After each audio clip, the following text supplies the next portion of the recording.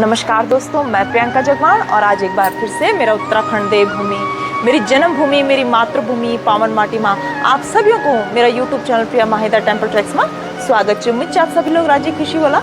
आज की वीडियो में सबसे पहले हमारे चैनल के जितने भी सब्सक्राइबर हैं, व्यूवर्स हैं, उन सब का मैं दिल की गहराई से धन्यवाद देना चाहती हूँ, क्योंकि जैसे कि आप सभी जानते हैं कि यूट्यूब की दुनिया में अभी हमारा स्ट्रगलिंग पीरियड चल रहा है और आपके स्ट्रगलिंग पीरियड में चाहे वो किसी भी क्षेत्र में है, जो आपको सपोर्ट करे, आपको प्रमोट करे, वही सच्चे मायनों में आपका सच्चा साथी हो सकता है। क्योंकि कामयाबी के बाद तो सारी दुनिया आपके साथ होती है और उस कामयाबी से पहले जो साथ दे वही तो सच्चा साथी है। तो मेरा आप सबसे विनम्र अनुरोध है कि अपने प्रेम स्नेह को यूं ही बनाए रखिए और हमारी वीडियोस को यूं ही अधिक से अधिक लाइक कीजिए, दोस्तों के साथ ज़्यादा से ज़्यादा शेयर कीजिए और अच्छे कमेंट्स कीजिए, क्योंकि जो आपके अच्छे कमेंट्स होते हैं वो हमारे लिए प्रेरणादायक होते हैं, हमें प्रेरित करते हैं और अधिक मेहनत करने के लिए और अधिक अच्छी वीडियो बनाने के लिए। तो इस प्रेम स्नेह के साथ बढ़ते हैं अपने गंतव्य की तरफ और करेंगे एक आज अन्य मंदिर की महिमा को उजागर। तो आज मैं आप लोगों को ले चलती हूँ उत्तराखंड डिस्ट्रिक्ट रुद्रप्रयाग के श्री ईशानेश्वर मंदिर में, जो कि सिला गांव में स्थित है और रुद्रप्रयाग से इस मंदिर की दूरी करीबन 25 से 26 किलोमीटर की है। और आप इस मंदिर में रुद्रप्रयाग से अगस्त्यमुनि होते हुए गंगानगर के पुल को पार करने के तत्पश्चात आप इस मंदिर तक पहुँच सकते हैं।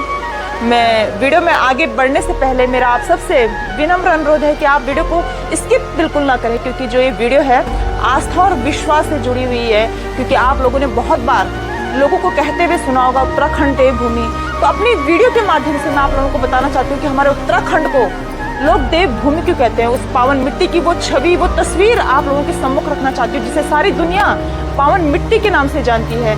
जैसे कि हमारे उत्तराखंड के चारों धाम हमारे उत्तराखंड की शान है, हमारे उत्तराखंड की पहचान है। पर हमारे चारों धामों के साथ साथ हमारे उत्तराखंड के जितने भी छोटे बड़े मंदिर, मठ, शिवालय, देवालय हैं, उनकी जो महिमा, उनकी जो गरिमा है, वो हमारे उत्तराखंड की आत्मा है। ये हमारे उत्तराखंड को देवभूमि का स्वरूप प्रदान करती है। आज मैं आप लोगों को उस पावन मिट्टी के दर्शन कराऊंगी, जहाँ पंच बद्री, पंच केदार, पंच प्रयागों का संगम स्थल है, उस पावन मिट्टी के दर्शन कराऊंगी। जहाँ माँ गंगा का उद्गम स्थल है, उस पावन मिट्टी के दर्शन कराऊंगी। जहाँ पंच पांडवों का आगमन हुआ, उस पावन मिट्टी के दर्शन कराऊंगी। जहाँ का हर कंकर शंकर है, उस पावन मिट्टी के दर्शन कराऊंगी। जहाँ घट घट में माँ भवानी जगदम्बा, माँ नंदा राजराजेश्वरी घट घट में वास करती है। तो दोस्तों, वीडियो को ज़्यादा लंबा ना करते हुए आज आप लोगों को मैं ले चलती हूँ श्री ईशानेश्वर मंदिर में। पहले अगर आप लोगों ने अभी तक हमारे चैनल को सब्सक्राइब नहीं किया तो फटाफट सब्सक्राइब कीजिए, अधिक से अधिक लाइक कीजिए, दोस्तों के साथ ज़्यादा शेयर कीजिए और अच्छे कमेंट्स कीजिए। तो चलो चलते हैं श्री ईशानेश्वर मंदिर की तरफ और मंदिर से संबंधित जो कुछ भी लोक कथाएँ होंगी, पौराणिक कथाएँ, मान्यताएँ होंगी, उन सब से मैं आपको अवगत कराऊंगी। दोस्तों, श्री ईशानेश्वर मंदिर जाने के लिए हमने आज रुद्रप्रयाग से शुरुआत की। आज मौसम बहुत ही सुहावना है, जिस कारण रास्ते का प्राकृतिक सौंदर्य मन को और भी मोह लेता है।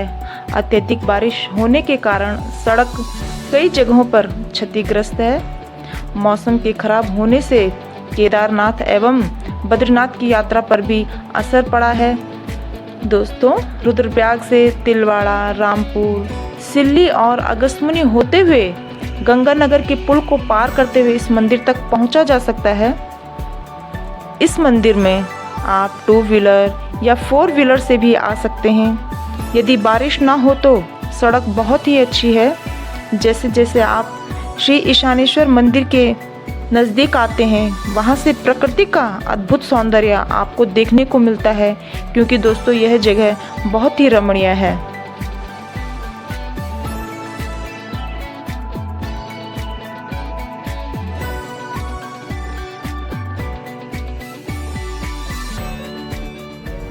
अब हम कुछ ही पलों में पहुंचने वाले हैं ईशानेश्वर महादेव के मंदिर में और मंदिर से संबंधित जो भी कुछ जानकारियां होंगी वो सब मैं आपको इस अपनी वीडियो के माध्यम से देने की कोशिश करूंगी।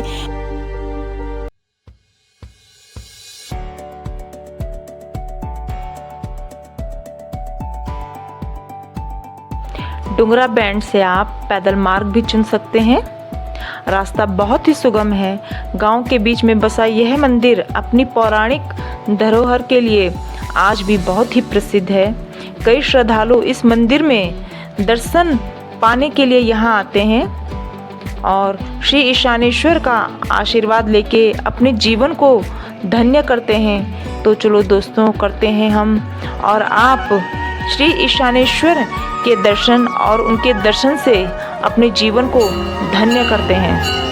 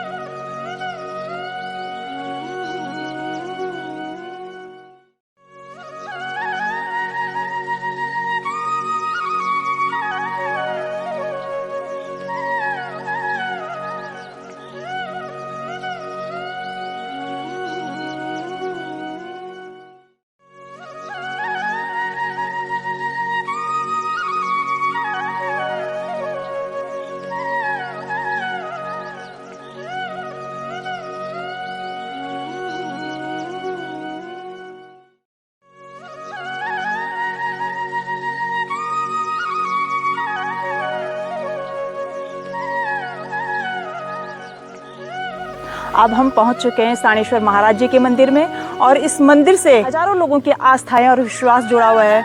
और अब हमें पंडित जी ने जो मतलब मंदिर का दर्शन भी कराए और जो आचार्य जी हैं वो हमें अब इस मंदिर के विषय में, साणेश्वर महाराज जी का जो विषय है उस विषय में जो कुछ जानकारी है उससे हमें अवगत कराएंगे। और अब मैं आप लोगों की वार्ता कराऊंगी, जो यहाँ की व्यास जी हैं उनसे मैं आप लोगों की वार्ता कराऊंगी। यहाँ पर आज भगवान साणेश्वर महाराज के सानिध्य में कुछ लोग आए हुए हैं और यहाँ पर भगवान साणेश्वर को मैं प्रणाम करता हुआ, साणेश्वर महाराज का जो विशाल मंदिर है ग्राम सभा सिल्ला ब्राह्मण गांव के अंतर्गत, यहाँ पर जो पंचशिला के अंतर्गत ये ग्राम सभा आती है, भी जो मंदिर इत्यादि हैं वो मंदिर शंकराचार्य के समय के हैं।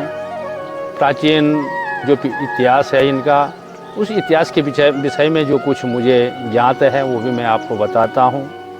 मैं ग्राम सभा सिल्ला ब्राह्मण गांव से बाल व्यास के रूप में अरविंद प्रसाद पुरोहित, जो कि यहाँ के प्राचीन पुजारी पुरोहित लोग हैं, और साथ ही साथ यहाँ पर जब कभी सूतक पातक हो जाता है उस कारण से दूसरे लोग भी यहाँ पर आए हुए हैं, जो नौटियाल लोग हैं उनका भी सानिध्य प्राप्त है, यहाँ का पूजा करने का अधिकार है। और अगर दोनों पक्षों में यहाँ पर सूतक हो जाता है तो तीसरा पक्ष भी यहाँ पर मौजूद है, जो एक परिवार है सेमाल लोग। अगर तीनों पक्षों में अगर सूतक प्राप्त होता है तो जैसे अगस्तमुनि हुआ, कुंडजेटी हुआ, वहाँ के लोग यहाँ की पूजा इत्यादि करते हैं। साथ ही साथ यहाँ पर भगवान का जो सानिध्य कई वर्षों में यहाँ पर 12 साल के बाद 12 वर्षों में यहाँ पर यज्ञ होता है, कि जो 1 महीने का यज्ञ होता है। उस यज्ञ में भगवान साणेश्वर महाराज और उनकी बहन कुसमंडा जो कुमड़ी में निवास करती है, ब्याही गई है, उनके सानिध्य में यहाँ पर 1 महीने का लक्ष्य यज्ञ होता है। इस लक्ष्य यज्ञ के होने से लोगों के मन में बड़ी ही भक्ति भाव उत्पन्न होता है। हमने देखा है अभी तक इस छोटी अवस्था में बड़े बड़े जो यहाँ पर मंदिर हैं, इन बड़े बड़े मंदिरों का जीर्णोद्धार किया गया है। और साथ ही साथ जो यहाँ पर पहले मंदिर जो है भगवान शिव का है, जो मुखार बिंदु के रूप में विद्यमान है, और उसके बाद फिर यहाँ पर साणेश्वर महाराज का, फिर भगवान लक्ष्मी नारायण जो भगवान विष्णु और उनकी अर्धांगिनी लक्ष्मी जी हैं, उनका जो मंदिर है यहाँ पर विशाल मंदिर है। और साथ ही साथ यहाँ पर दुर्गा का मंदिर भी, और साथ में उसके मध्य में शिव की स्थापना भी लिंग के रूप में कर रखी है, जहाँ पर सारे जो भक्त लोग हैं वहाँ पर जल का अभिषेक करते हैं। विशेषकर श्रावण मास में यहाँ पर भक्तों की बड़ी भीड़ रहती है। भक्त अपनी भक्ति के प्रति बड़े समर्पित का भाव रखते हैं। साथ ही साथ यहाँ पर जब महाशिवरात्रि होती है, महाशिवरात्रि में भी रात के प्रहर पूजे जाते हैं और रात भर जागरण होता है। उसी के सानिध्य में यहाँ पर हमेशा, चाहे कोई भी सूतक पातक होता है तो यहाँ पर हमेशा क्या होता है, भोग, जो चावलों का भोग भगवान को लगाया जाता है। कभी भी भगवान बिना भूख के नहीं रहते हैं। तो बड़ी महत्ता है यहाँ ग्राम सभा सिल्ला ब्राह्मण गांव जो ये मंदिर है भगवान शानेश्वर महाराज का, इसका बड़ा महत्व है। इन भगवान शानेश्वर महाराज का संबंध भगवान बद्री विशाल से भी है, जो कि कहा जाता है, पुराणों में आया है कि जो यहाँ पर पहले के समय में जो भगवान शानेश्वर महाराज थे, यहाँ पर भोग इत्यादि का जो कर्म था वो होता था। ब्राह्मण लोग अपने भोग इत्यादि को भगवान को लगाते थे, तो तभी बड़े बड़े दैत्य यहाँ पर प्रकट होते थे, कभी भैंसे के रूप में, कभी दैत्य के रूप में, अनेक प्रकार के रूप दिखाते थे। तो वो क्या करते, जो पुजारी यहाँ पर आते थे तो वो उन पुजारियों को क्या करते थे, भोजन के साथ उनको ग्रहण कर लेते, उनको समाप्त कर लेते थे। ऐसे ऐसे धीरे धीरे करके जो पुरोहित जो परिवार है, उस पुरोहित परिवार में जो पुजारी थे वो धीरे धीरे समाप्त होने लग गए।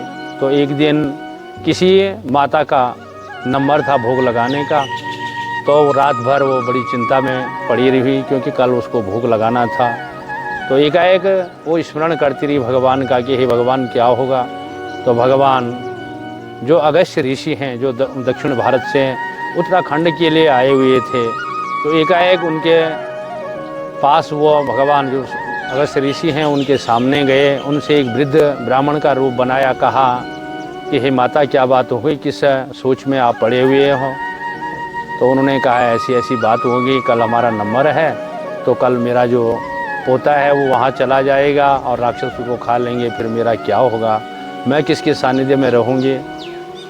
तो भगवान शानेश्वर महाराज के जो पूजन था उसमें भगवान अगस्त्य ऋषि ने अपना सहयोग किया और कहा कि हे माँ, कल मैं चला जाऊँगा भोग लगाने के लिए।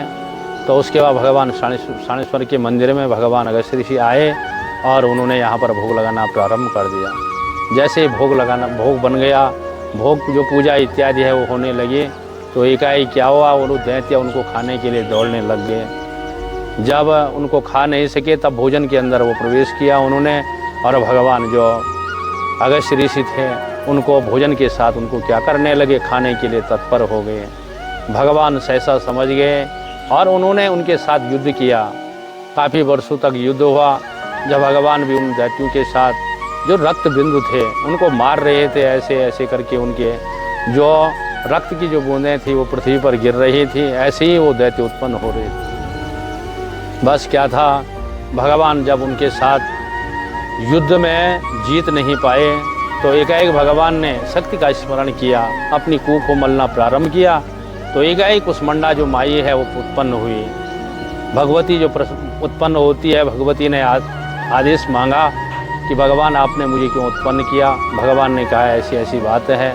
देवी ने दुर्गा का रूप धारण कर दिया।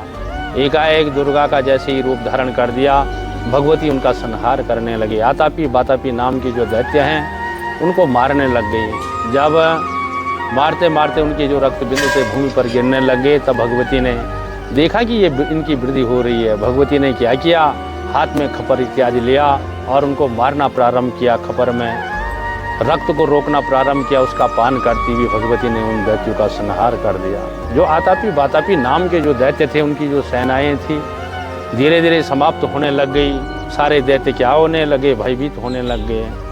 ऐसे ही इसी प्रकार से भगवती के क्रोध को देखते हुए जो आतापी बातापी नाम के दैत्य थे वो वहाँ से भाग निकले।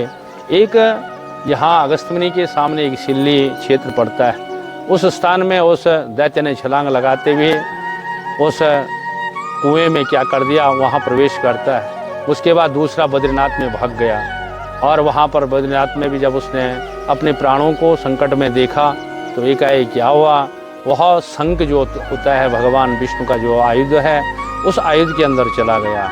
उस दिन से भगवान विष्णु के क्षेत्र में जो बद्रीनाथ क्षेत्र है वहाँ शंख नहीं बजता है। कहा जाता है जब उस शंख को अगर कोई बजा लेगा, जब बज लेगा वह, तो उस दिन वो दैत्य बाहर निकलेगा और सारा जो विश्व है उसका सर्वनाश हो जाएगा, वो विश्व समाप्त हो जाएगा।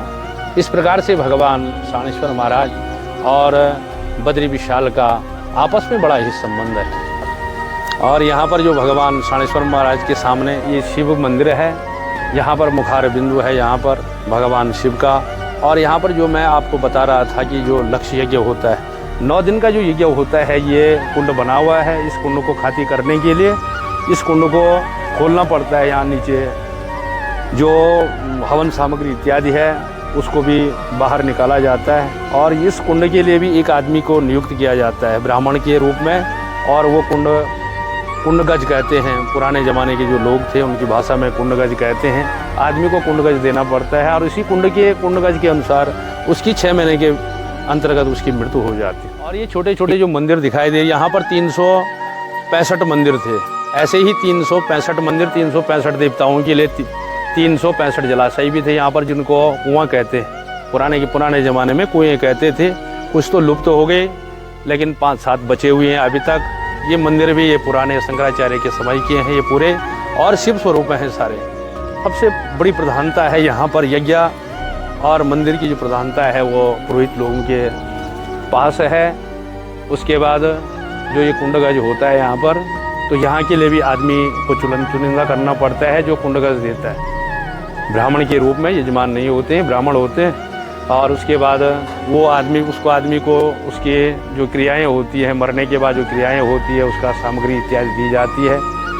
भगवान शानेश्वर और कुसमुंडा के सानिध्य में रहते हुए उनको सामग्री दी जाती है। और उसके बाद फिर यहाँ पर अगस्त्यमुनि के बेंजवाल लोग, उसके बाद बिरों के डिमरी लोग, विशाल के लोग रहते हैं। उसके बाद ग्राम सभा शिल्ला के पुरोहित और उनके पीछे नौटियाल और सेमवाल लोग यहाँ पर यज्ञ करते हैं। 1 महीने का यज्ञ पूर्ण चलता है। फिर कुसमुंडा माई आती है और फिर उसके बाद यहाँ पर कुंडगज होता है। यहाँ पर ये भगवान यज्ञ के सामने पर यहाँ पर भगवान का शानेश्वर महाराज का ये आसन है यज्ञ के सामने, यहाँ पर विराजमान रहते हैं उस टाइम तक जब तक यज्ञ पूर्ण नहीं होता है। और उसके बाद उन्हीं के बगल में भगवती जो कुसमुंडा देवी है उनका ये आसन लगा हुआ है।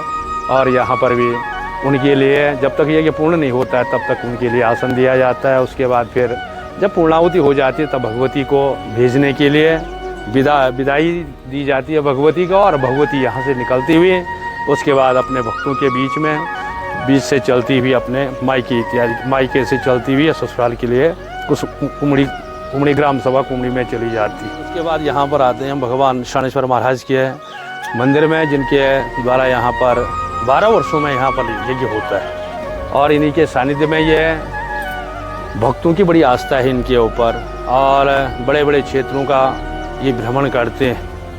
और भ्रमण करते हुए भक्तों को अभयदान, भक्तों की मनोकामना पूर्ण करते हैं। और जैसे आने वाला जो ये श्रावण मास है, श्रावण मास की सोमवार से ये 17 तारीख को संक्रांति प्रारंभ हो रही है। और संक्रांति से यहाँ पर भक्तों की भीड़ हमेशा चलती रहती है। जो भक्त लोग हैं वो बड़ी बड़ी दूर से लोग आते रहते हैं।